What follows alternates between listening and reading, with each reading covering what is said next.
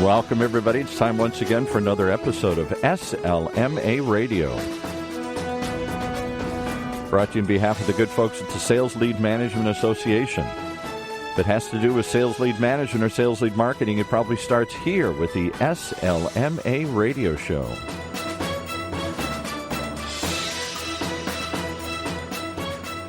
And today, calling in from various points around the country, we have with us the man who started it all, Jim Obermeyer. Hey, Jim, are you there?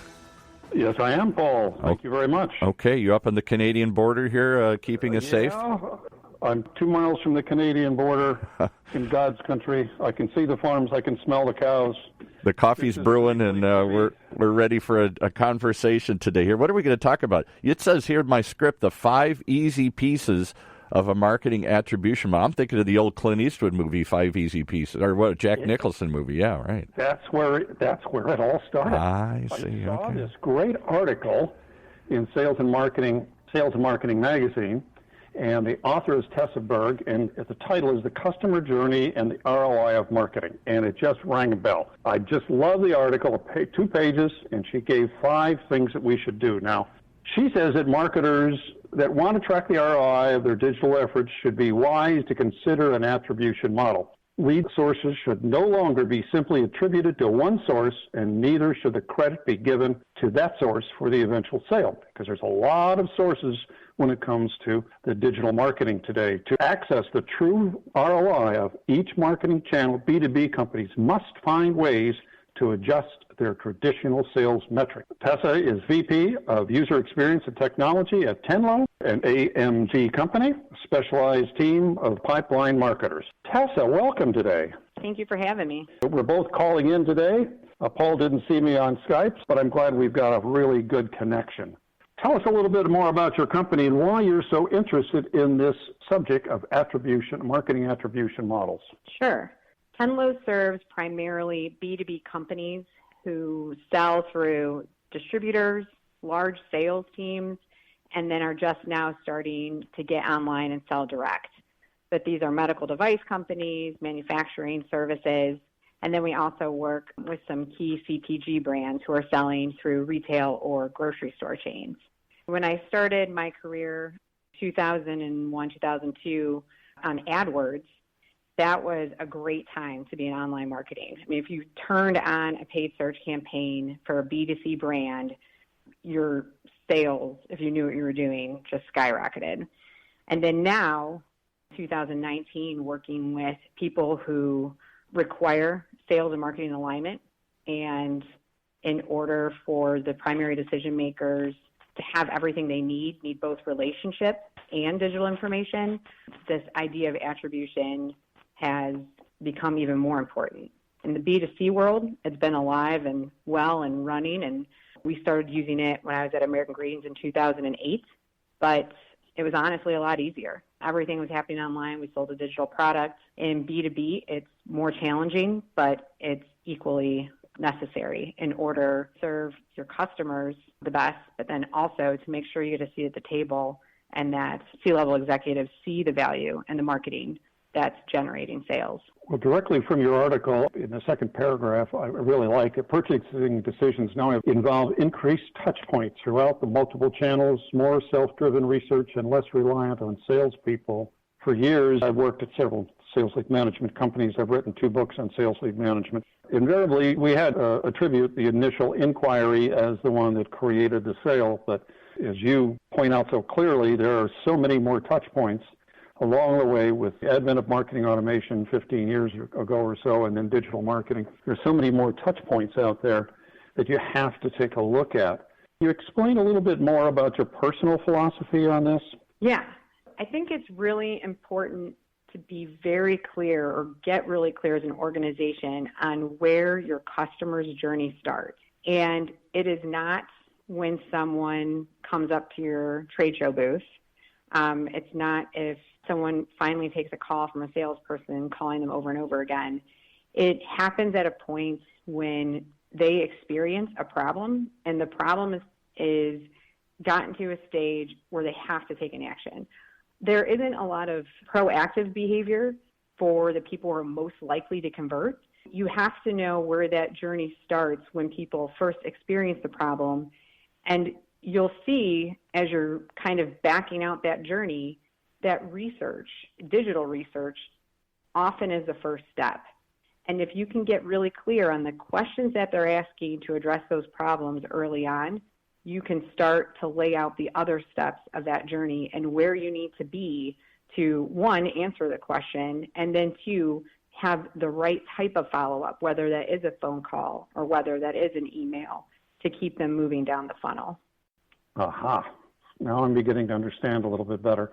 And this is one of the first programs where we're actually talking about attribution model and getting much more exact. Now, you developed this, AMG company that owns the company developed this themselves, and then you refined it with Tenlo. Now, you mentioned Tenlo has got clients like medical device companies and others.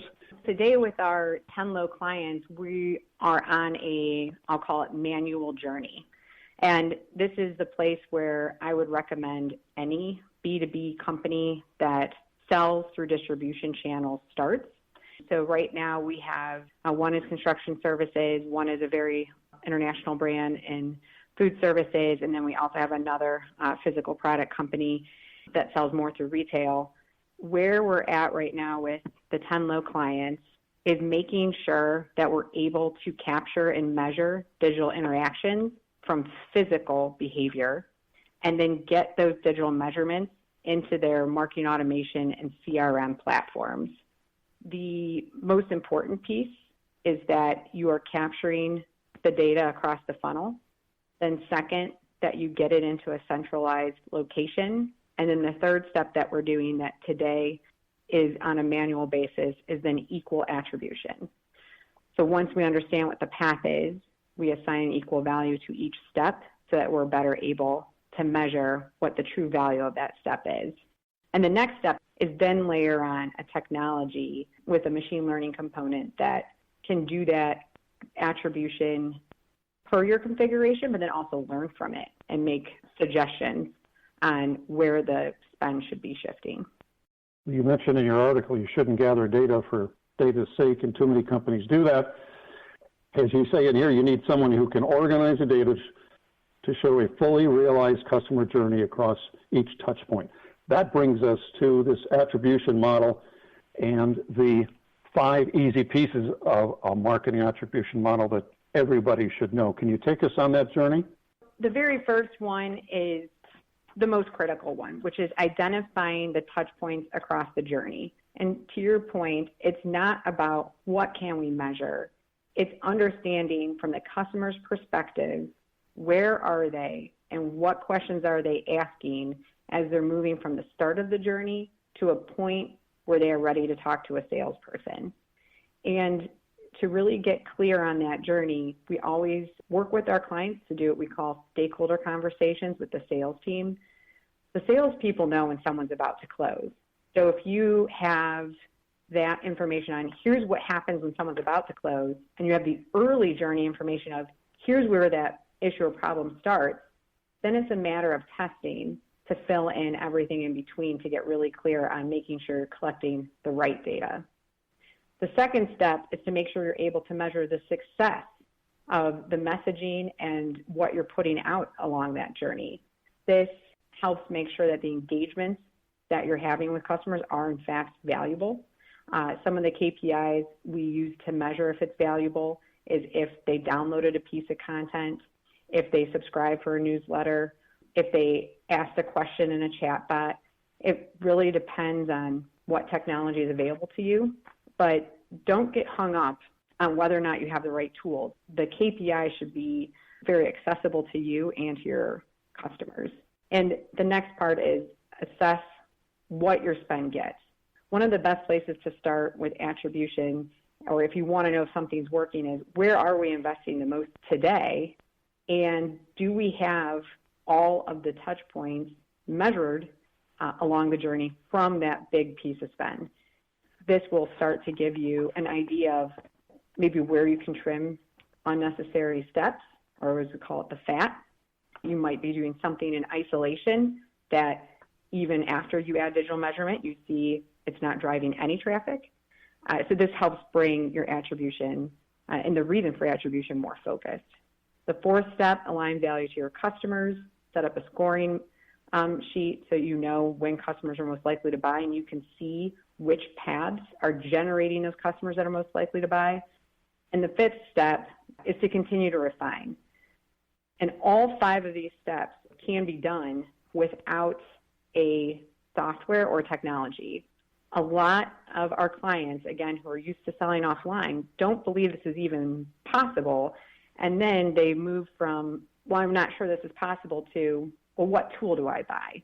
The tool is secondary. What's most important is that you're getting the right data, that you're confirming that that data is in fact valuable to you and to your target customer, that you're organizing it, and that you're testing to find what's working and what's not. You went through those beautifully as the article sets it out. I asked people to go to the September-October issue of Sales and Marketing magazine, 2019. I just got this big grin on my face when you said, don't worry about the tool, which is so interesting today, because as soon as somebody talks about doing something new or measuring something, always a tool involved. And you're actually asking people to think. My God, what a concept. This is really great. Paul, out of the 526 programs we've had so far, I think this is the first one where they've asked people to think and don't worry about the tool. We're going to take a quick break here. When we come back, if you can give us a couple of, for instances, from some of your clients, let's talk about some real-life instances that you can pull out of your memory there and tell us how it's worked for some clients. Paul, let's hear from our sponsor. Well, in 500 some shows, I don't think we've ever talked about this sponsor. We're going to talk about Tenlo today. Tenlo translates relevant awareness into high-revenue customers through digital and physical experiences that respond and evolve based on performance against forecast and ROI. If that sounds like magic, it is. And if you want to meet the magicians who can make it happen, like Jim said, simply visit Tenlo.com. That's Tenlo, just like it sounds, Tenlo.com. Okay, back to Jim and his amazing magician guest here.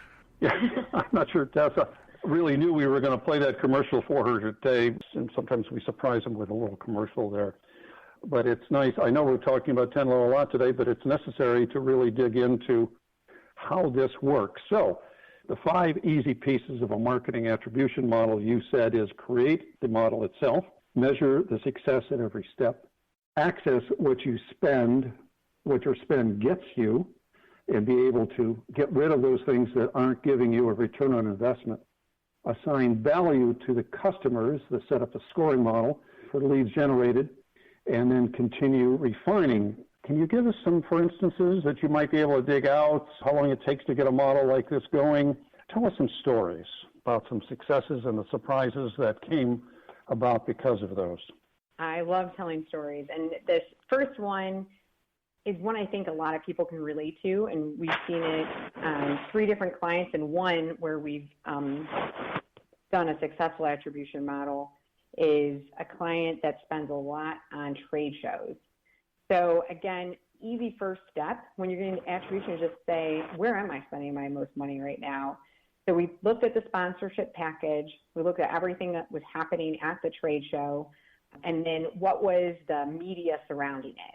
So it broke down to paying for the booth, paying for display banners, trade shows website, paying for display and other digital ads on industry pubs, paying for the marketing automation platform and the emails that went out, and then doing print ads also in some industry pubs. A really great strategy. Trade shows are a great way to engage your audience directly, give salespeople a chance to talk to prospective customers. But how do you measure that? How do we know how well all this digital media is doing with the trade show?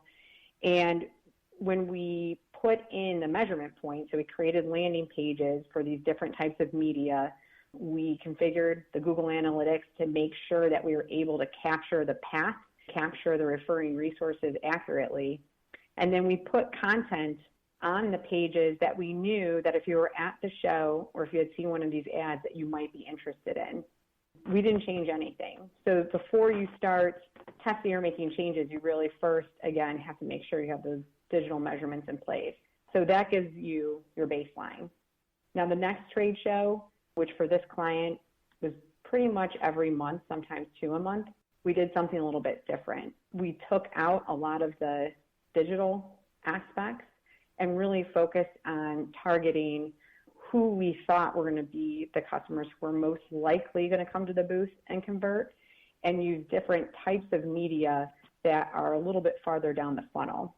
With their trade show investment early, print ads, display ads, emails from other pubs, those are all very top of funnel.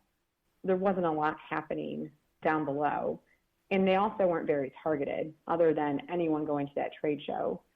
We use tools to find what we call relevant awareness. And that's knowing where people's problem starts, finding evidence of people experiencing an issue or problem through their search keywords, and then targeting those specific questions with content, other forms of advertising that pulls them down the funnel, such as paid search and paid social. So we paired a few different tactics together, measured that, and then looked at the lift in the content downloads, and then ultimately in the leads and opportunity created in the CRM from doing those two different approaches. And what that does for attribution is, one, allows you to see and confirm which tactics are in fact high up the funnel.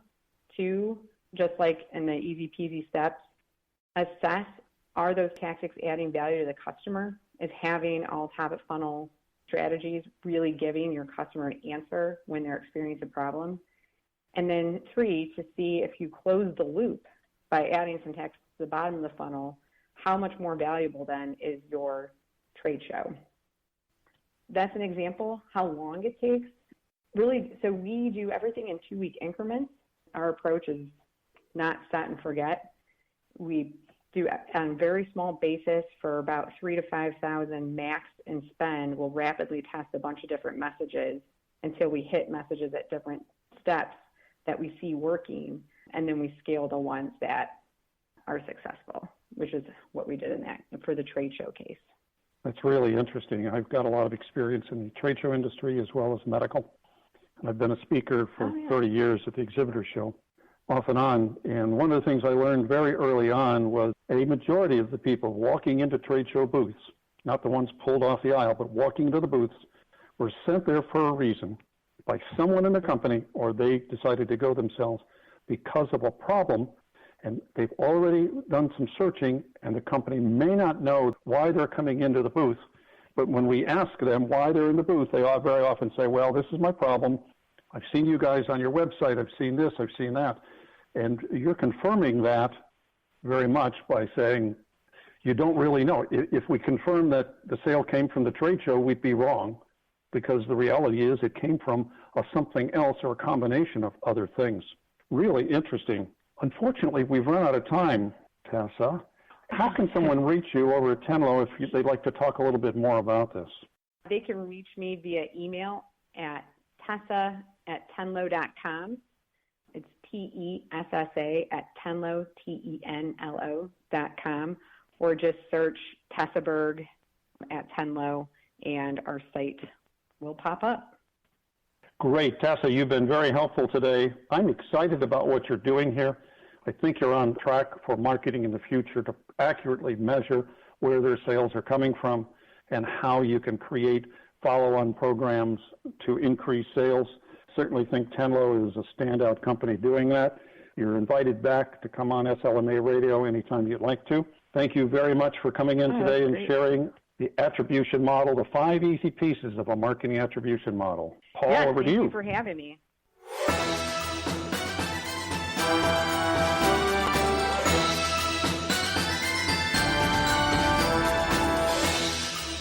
You've been listening to another episode of SLMA Radio, brought to you on behalf of the thousands and thousands of members of the Sales Lead Management Association. If it has to do with sales lead management or sales lead marketing, it probably starts here with the SLMA Radio Show. Part of the Funnel Radio Network for at-work listeners like you.